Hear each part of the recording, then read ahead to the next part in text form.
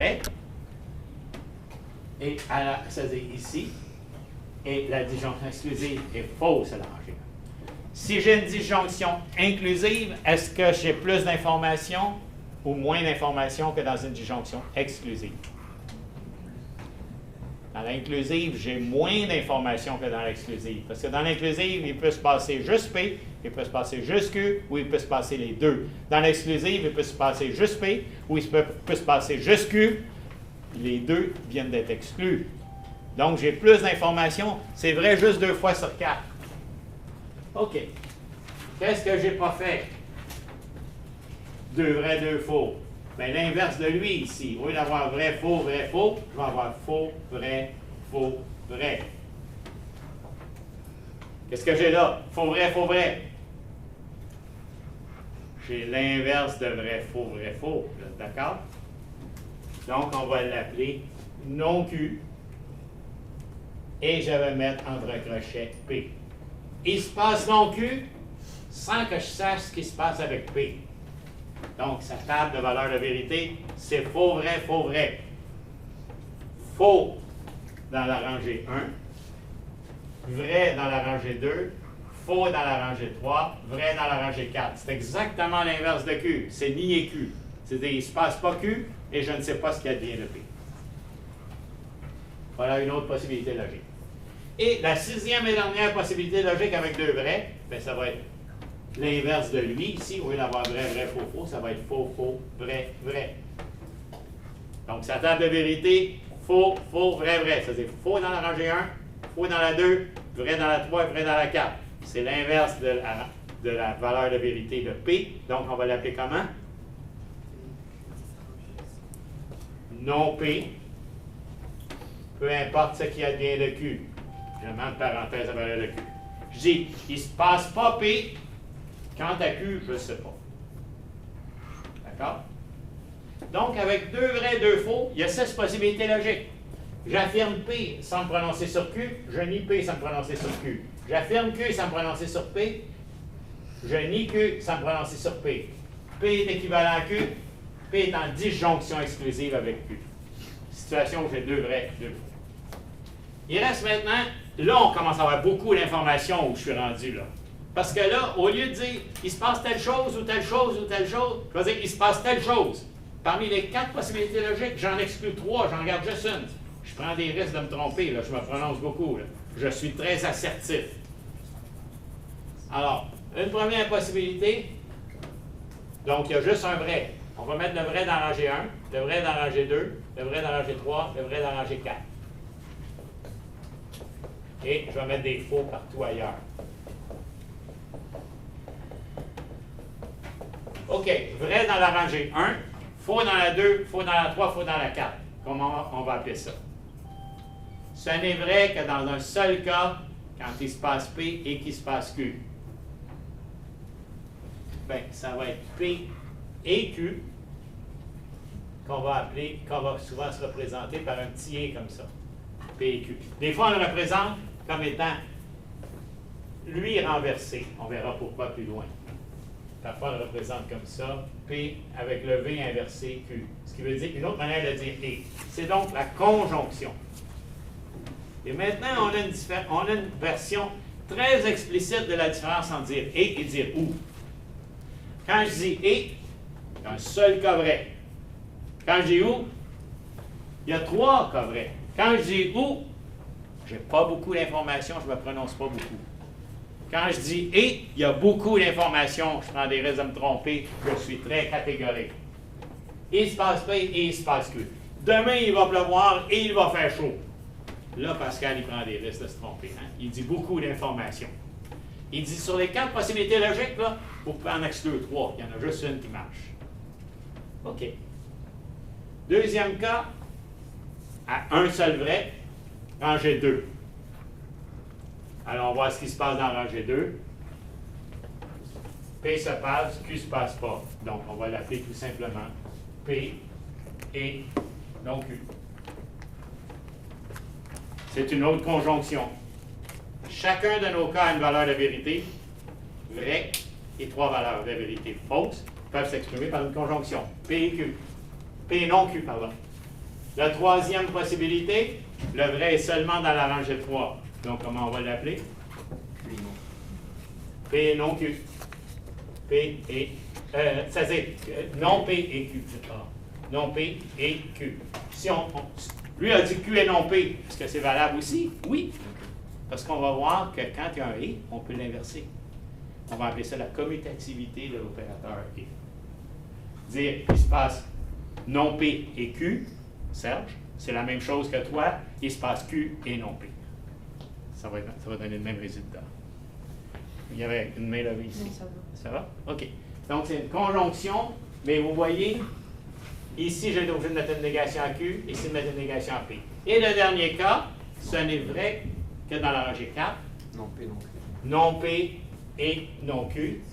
Est-ce qu'il aurait pu dire non Q et non P? Oui, parce que et, c'est commutatif. On va voir que parmi ceux-là, il y en a qui sont commutatifs, il y en a qui ne le sont pas. Mais ça, c'est plus loin, la semaine prochaine. Commutatif, ça veut dire qu'on peut garder la même opération et inverser les deux propositions. Comme par exemple, si je dis P ou Q, ça va être commutatif. On pourrait dire Q ou P, c'est la même chose. Mais si P alors Q, on voit déjà que ce n'est pas commutatif. Si P alors Q, le faux est là. Si Q alors P, le faux est là. Alors si alors, lui, il n'est pas commutatif. Parce qu'il change le faux de place. Il ne donne pas la même table de vérité. Pour que ça soit équivalent, il faut qu'on ait la même table de vérité. Et enfin, le dernier, celui-là, donc non P et non Q, il a un autre nom aussi. On l'appelle P. C'est Schaeffer qui l'a inventé, comme celui-là d'incompatibilité. Mais il y a une petite flèche vers le bas qui dit le seul cas pour lequel ça marche, c'est le dernier en bas. Donc ça, c'est la même chose que non P et non Q. PQ, le seul cas qui marche, c'est en bas. On l'appelle plus spécifiquement le rejet de P et Q. Dire non P et non Q, c'est la même chose que dire je rejette P et Q. Je rejette les deux. Donc, le seul cas qui marche, le dernier en bas. On appelle ça, c'est Schaeffer qui l'a élaboré, c'est l'opérateur de rejet. Oui, il y avait une question ici. C'était justement l'opérateur de rejet. Le rejet.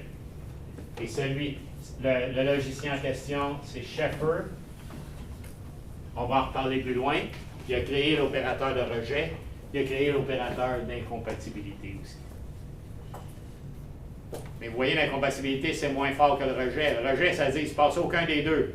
L'incompatibilité, c'est que il ne se passe pas les deux. C'est pas la même chose. Hein? Il ne se passe pas les deux ensemble. OK. Et le dernier cas, tout est faux. Alors, comme je dis, il se passe P et Q, ça ne marche pas. Il se passe P non Q, ça ne marche pas. Il se passe non P et Q, ça ne marche pas. Il se passe non P non Q, ça ne marche pas non plus. Donc, on peut l'appeler P0Q. Il n'y a aucun 0 il n'y a aucun cas qui marche. Ou encore, l'inverse de la tautologie entre P et Q ou de la loi logique entre P et Q, ça va être P, le T à l'envers. Q. L'inverse de la tautologie. Et ça correspond à quoi? Une contradiction. Ça veut dire P et Q, aucune des situations n'est possible. Ça veut dire qu'ils sont contradictoires l'un par rapport à l'autre. Aucune des possibilités va marcher. Quand j'ai une loi logique, la nier, ça va donner la contradiction. Et vous voyez à ce moment-là, donc, à deux propositions, à une seule proposition, on peut faire une seule chose, la nier. À deux propositions, on peut faire toutes ces opérations. Par contre, avec une seule proposition, on peut avoir aussi une troisième possibilité et une quatrième. Les deux vrais et les deux faux. OK, ça, j'allais dire pour 2 morceaux de robot, mais disons, au moins 4 morceaux de robot. Quelle situation ferait en sorte qu'on aurait vrai et vrai? Quand P se passe, c'est vrai. Puis quand P ne se passe pas, c'est vrai aussi. Si je disais, par exemple, P ou non P, ça marcherait, hein? Je dis P ou non P. Il fait chaud ou il ne fait pas chaud. Quand il fait chaud, c'est vrai, parce que la disjonction, c'est vrai quand un des deux est vrai. Puis quand il ne fait pas beau, quand il ne fait pas chaud, je pense que c'est ça mon exemple, quand il ne fait pas chaud, bien, c'est lui qui se passe. C'est vrai aussi. Donc, voici la plus simple de toutes les lois logiques. On l'appelle le principe du tiers exclu.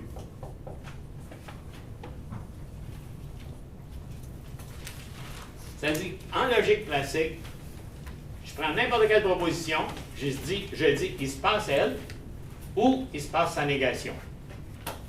Et ça va toujours marcher. Mais c'est une loi de la logique classique. Parce qu'en logique classique, une proposition est vraie ou fausse. Alors, si je dis qu'il se passe la proposition, ça va être vrai quand elle est vraie.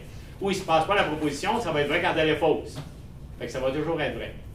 Vous voulez la plus simple des lois logiques? Le tiers exclu au sens que devant une proposition en logique classique, on peut l'affirmer ou la nier. Elle peut être vraie ou elle peut être fausse. Et une tierce valeur, une troisième possibilité est exclue. Ça n'existe pas en logique classique. Et c'est une des choses qui fait que la logique classique est plus simple que d'autres logiques. Et pour certaines situations, comme la mécanique quantique dont on parlait tantôt, trop simple. Donc, vous voulez que je dise quelque chose qui est vrai tout le temps?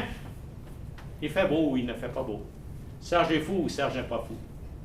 Si on a une perspective de logique classique, il faut avoir des phases toujours vraies. L'inverse maintenant, toujours faux. La quatrième possibilité. Il y a 16 possibilités avec 2 propositions atomiques. Il y a 4 possibilités avec une proposition atomique. Comment on va représenter quelque chose qui est faux dans la rangée 1 et qui est faux dans la rangée 2? Je vous une petite idée. On va dire P et non P. Le et est vrai. C'est-à-dire, lui ici, le P est vrai seulement quand les deux sont vrais. Je dis P et non P. Mais quand P est vrai, c'est pas vrai que les deux sont vrais. Puis quand P est faux, c'est pas vrai que les deux sont vrais.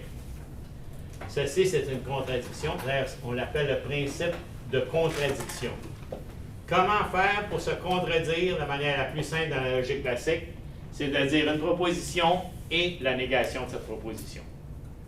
Serge est fou et ce n'est pas le cas que Serge est fou. C'est toujours faux. Qu'il soit fou ou pas fou, c'est toujours faux. Faire une conjonction entre les deux. Donc, la forme la plus simple d'une contradiction, affirmer et nier une proposition en mettant un et entre les deux. La forme la plus simple d'une loi logique, affirmer et nier une proposition en mettant un ou entre les deux. Principe de contradiction, principe du tiers exclu. Tout ceci était implicitement à l'œuvre chez Aristote, mais pas explicité de manière systématique chez Aristote. D'accord? OK. Maintenant, il est... Oh mon Dieu, j'en avance. Peut-être qu'il est plus simple de s'arrêter ici en disant donc, quand on va faire une table de vérité,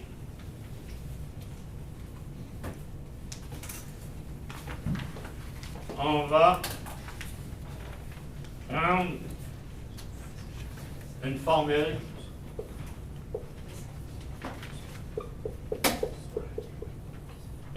quelconque. Et faire sa table de vérité, c'est faire l'inventaire de toutes les possibilités de vrai et de faux.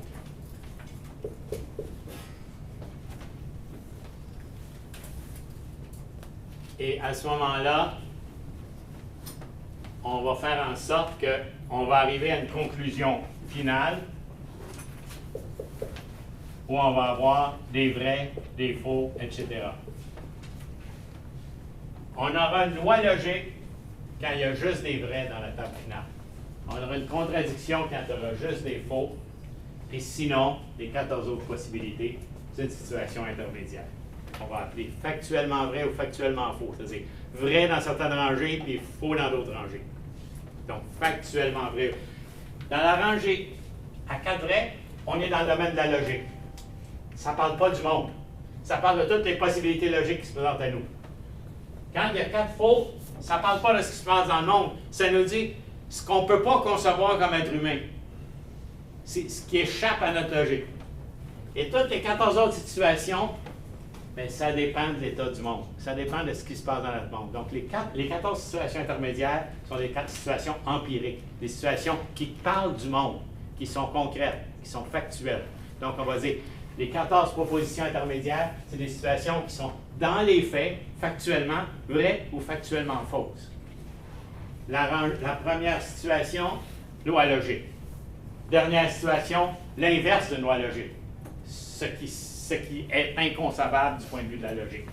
Et donc, ce qu'une table de vérité va faire, c'est déterminer si on est devant une loi logique, une contradiction, ou encore du factuellement vrai ou faux. OK. Et je peux vous donner maintenant quelques exemples simples.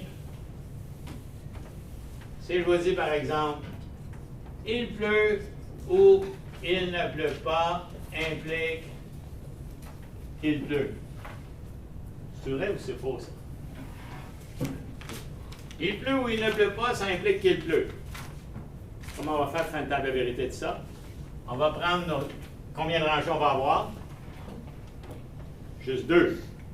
Parce qu'il se passe P ou il ne se passe pas P. Dans la rangée 1, il se passe P. Dans la rangée 2, il ne se passe pas P. À chaque fois que j'ai un P, je le mets vrai dans la rangée 1, faux dans la rangée 2. Vrai dans la rangée 1, faux dans la rangée 2. Maintenant, après avoir mis les valeurs de vérité de mes atomes, je vais prendre les négations. Quand P est vrai dans la rangée 1, qu'est-ce qui arrive à non P? C'est faux. Quand P est faux dans la rangée 2, qu'est-ce qui arrive à non P? Qui devient vrai. Donc, ceci, j'ai inversé les valeurs de P, puis j'ai dit non P. Ensuite, je vais faire une disjonction entre P et non P. Puis après ça, je vais m'occuper de l'implication parce que cette opération-là, elle est intégrée, englobée dans l'opération si alors. Une disjonction, comment ça marche? C'est vrai quand les deux propositions sont vraies. C'est vrai quand une seule des deux est vraie. C'est vrai quand une seule des deux est vraie. Ce n'est faux que lorsque les deux sont faux. Ici, j'ai vrai avec faux. Je n'ai pas la situation de deux faux, donc c'est vrai. J'ai faux avec vrai. Je n'ai pas la situation de deux faux, donc c'est vrai aussi. Donc j'ai quelque chose qui est toujours vrai. Et je vais l'associer à ça ici. Regardons comment ça marche un implique. Un implique. P implique Q. Si P alors Q. C'est faux dans un seul cas. Rangée 2. Qu'est-ce qui se passe dans rangée 2? Vrai suivi de faux. Donc, un implique entre vrai et faux, ça ne marche pas. Autrement, ça marche. Vrai avec faux, ça ne marche pas. C'est faux. Vrai avec vrai, ça marche, donc c'est vrai. Donc, la table finale, c'est ça. Vrai, faux. Qui est exactement la table finale de P. Donc, quand je dis P ou non P implique P, j'ai dit la même chose que P. OK? Je pourrais prendre tout ça et dire c'est équivalent à P. Et ça serait vrai partout. OK? On va en faire un autre simple, et après ça, la semaine prochaine, on fera avec P et Q. Si je vous dis P est incompatible avec P, implique que non P et P. Oui? Mais là, tous ces symboles-là, comment on fait pour les savoir? On sert de nos tables. J'ai juste référé à nos tables. Moi, je les connais par cœur, les tables. C'est pour ça que je les ai mis là, parce que vous ne les connaissez pas par cœur. On va le faire lentement, celui-là. On commence par faire la table des atomes. Il y a combien de rangées? Juste 2, parce que P peut être vrai ou faux. Donc, dans la rangée 1, P est vrai. Donc, en dessous de chacun des P, je dis qu'il est vrai. Dans la rangée 2, tous mes P sont faux. Il y a deux possibilités logiques. Dans la rangée 1, P se passe. Dans la rangée 2, P ne se passe pas. L'étape suivante, c'est de m'occuper des négations de l'opérateur binaire. Ensuite, je m'occuperai des opérateurs binaires. Mon opérateur binaire, j'en ai juste un, ici. Qu'est-ce que je vais mettre en dessous du nom, de non P? Je vais mettre faux vrai, qui est la négation de P. Quand P est vrai, rangée 1, non P est faux. Quand P est faux, rangée 2, non P est vrai. D'accord? Donc, voici la table de non P. Ça, c'était la table de P. Comme j'ai dit non P, voici la table de non P. Je vais faire une incompatibilité entre ces deux-là. Allons voir comment ça marche, une incompatibilité. Une incompatibilité, c'est vrai souvent, c'est pas souvent faux. Quand est-ce que c'est faux? Quand les deux événements se passent, quand les deux sont vrais. OK. Rangée 1, les deux sont vrais. Donc, c'est faux. Rangée 2, je n'ai pas les deux sont vrais. Donc, c'est vrai. Donc, P est incompatible avec P, ça donne ça. Et je dis ça implique la conjonction, mais je n'ai pas fait encore la conjonction. La conjonction, je la fais entre quoi? Entre le non-P, lui, et P. Alors, on va voir comment ça marche une conjonction. Conjonction, c'est vrai, faux, faux, faux. C'est pas vrai souvent. C'est plus simple d'y aller par des cas qu'on ne voit pas souvent. Le seul cas où c'est vrai une conjonction, c'est quand? Rangée 1. Quand les deux événements sont vrais. D'accord? Donc, quand les deux événements sont vrais, c'est vrai. Autrement, c'est faux. Je n'ai pas deux événements vrais. J'ai un faux avec vrai, donc c'est faux. Je n'ai pas deux événements vrais, donc c'est faux aussi. Donc, voici la table finale de P. J'ai la table finale de lui. Donc, ma première parenthèse, sa table finale, c'est faux-vrai. Faux quand P se passe, vrai quand P se passe pas. La table finale de lui, de l'autre parenthèse, c'est faux et faux. Que P se passe ou que P se passe pas, c'est tout le temps faux. Je vais faire maintenant un implique entre les deux, entre cette table-là et cette table-là. OK? Comment ça marche un implique?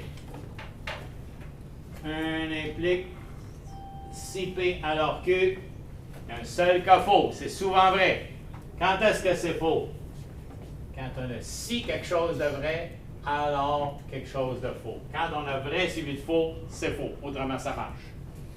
Est-ce qu'on a vrai suivi de faux? On l'a ici. Donc, c'est faux. Ici, c'est un des cas vrais. Donc, voici la table finale.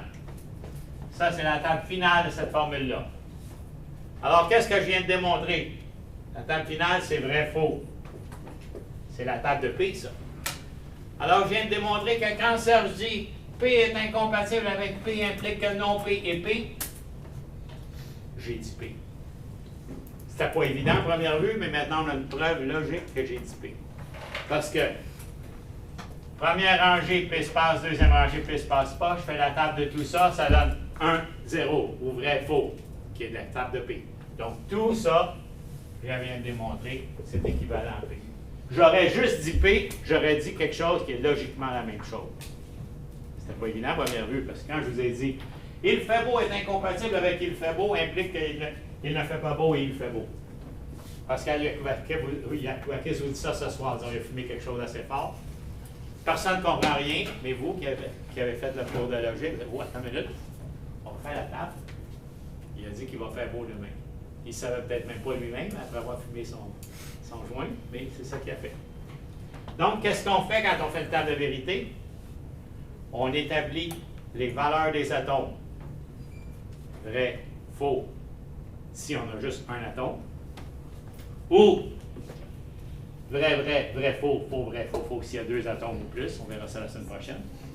Deuxième situation, deuxième activité à faire, inverser les valeurs pour les négations. J'avais P, vrai, faux, ça devient faux, vrai.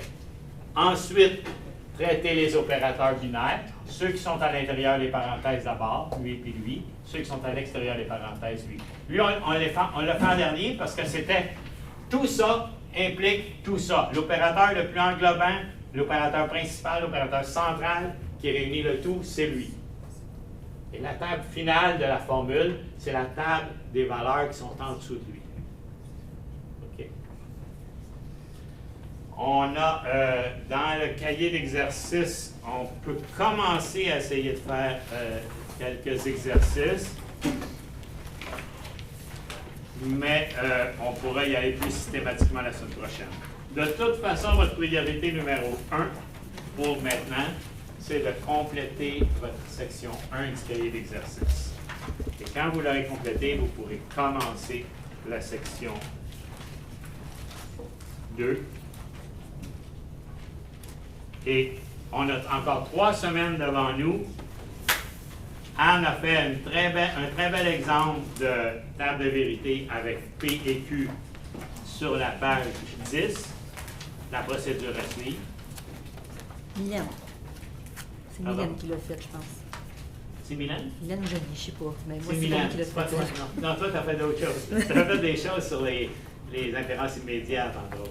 Première Oui. partie. Non, c'est Mylène qui l'a fait. Rendons César ce qui est à César. Ce qui est à la page 10, c'est Mylène qui l'a fait. Mon assistante qui va venir vous aider pour la section 3. Et la semaine prochaine, donc, on va commencer à avancer dans les exercices de la section 2 et on va travailler avec la méthode des tables de vérité. Et donc, si vous voyez, je vais aller un petit peu plus loin. Page 45. Oui, page 45. Les expressions suivantes sont-elles bien formées? Sinon, dites pourquoi. N'oubliez pas l'importance des parenthèses. Le principe de base là-dedans, c'est qu'une négation, c'est unaire. Tous ces opérateurs-là, c'est binaire. C'est en deux choses. Comme par exemple, j'ai dit P, conjonction. C'est pas bien formé parce que c'est binaire, une conjonction. Il faut que ça soit un et, il faut que ça soit entre P et quelque chose d'autre. Un incompatible entre P et quelque chose d'autre. Par contre, une négation, je ne peux pas dire négation tout seul. C'est négation de quelque chose. Négation de P, ça c'est correct. Négation de P ou Q, est-ce que c'est correct? Oui, parce que le ou, il est entre deux choses. Puis la négation, elle porte sur l'ensemble de la parenthèse. Donc c'est je nie que j'ai P ou Q. C'est correct. Mais si j'avais je nie que j'ai P ou, j'arrête là, ça ne marche pas. Il faut que j'ai quelque chose qui relie P, qui relie à quoi P est relié à travers le ou. P ou quelque chose d'autre. Et donc, le premier exercice, c'est juste ça qu'il fait. Vous pouvez essayer de le faire maintenant. Le deuxième, ben, on pourra attendre la semaine prochaine, faire des tables de vérité, et ainsi de suite, troisième, quatrième. Et qu'est-ce qu'on va faire avec les tables de vérité? On va être capable de faire le tour de toutes les possibilités d'être vrai et d'être faux d'une phrase complexe. On va être capable de dire, pour une phrase complexe, à quelle situation simple elle est équivalente. Parce que si j'ai une phrase complexe, puis que je fais toute la table de vérité, j'ai des P, j'ai des Q, puis c'est long comme le tableau. Ça va être long pour ma table de vérité. Mais à la fin, je vais arriver à quoi? À une des 16 possibilités, comme par exemple, je peux arriver à la fin à ça. Ma formule très complexe, bien longue, est équivalente à ça. Bien, ça veut dire qu'elle est équivalente à P, qui est incompatible avec Q. Donc, comme en algèbre, on réduit, en fait. C'est une réduction. Comme dans mon exemple ici, j'ai dit quelque chose de très long. En fin de compte, c'est la même chose que de dire P. Donc, c'est de la réduction par simplification. Donc, les tables de vérité, ça permet d'analyser toutes les possibilités d'être vrai et d'être faux d'une phrase complexe. Ça permet de faire de la réduction, de trouver la formule simple qui est équivalente à ma formule complexe. Ça permet de trouver aussi les lois logiques. Ça va être quoi une loi logique? Quand la table finale, ça va être vrai partout. Je vais avoir une loi logique. Et on va trouver les lois logiques la semaine prochaine et la semaine suivante à partir de là. On va trouver que les lois dont parlait Aristote, c'est une petite partie de toutes les lois logiques qu'on peut trouver avec ça, avec les tables de vérité. On va trouver aussi les formules contradictoires. On va trouver les formules qui sont logiquement impossibles, impensables. Ça va être quoi? Ça va être des formules dont la table finale va être faut quand il se passe P et Q, faut quand il se passe juste P, faut quand il se passe juste Q, puis faut quand il se passe aucun des deux. Ça, donc c'est tout le temps faux. Comme quand je dis Serge est malade et Serge n'est pas malade. Bien, c'est faux quand Serge est malade, puis c'est faux quand Serge n'est pas malade aussi. Par contre, si j'avais mis ou entre Serge est malade ou Serge n'est pas malade, là, à l'inverse, j'aurais dit quelque chose qui est toujours vrai.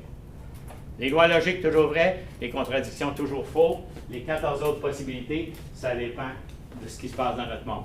Parce que notre monde, il peut être configuré selon la rangée 4, ou selon la 3, ou selon la 2, ou selon la 1. Puis on peut voir aussi que souvent dans l'évolution des sciences, bien, on enlève une des rangées. On dit, tel phénomène en physique, ça ne se passe pas comme la rangée 4. Puis après ça, on se dit, oui, mais ça ne se passe pas non plus comme dans la rangée 2. Puis après, on se dit, ah, mais ça ne se passe pas comme dans la rangée 3, donc ça se passe comme dans la rangée 1. Vous voyez, on progresse en éliminant des possibilités d'être vrai. Donc, on progresse en éliminant des possibilités logiques. La connaissance scientifique de notre monde, c'est progressivement éliminer des possibilités logiques pour arriver à circonscrire de mieux en mieux comment notre monde est fait. C'est-à-dire, quelle est la rangée qui correspond à ce qui se passe dans notre monde. C'est bon? So far, so good. Quels sont ceux qui ont tout fini la section 1? Quels sont ceux qui, après la pause, vont travailler sur la section 1? OK. Continuez donc à travailler sur la section 1. Vous avez encore une semaine devant vous. Et n'oubliez pas que lundi matin, on va faire une séance d'exercice supplémentaire sur les problèmes de section 1 qui vous feraient problème.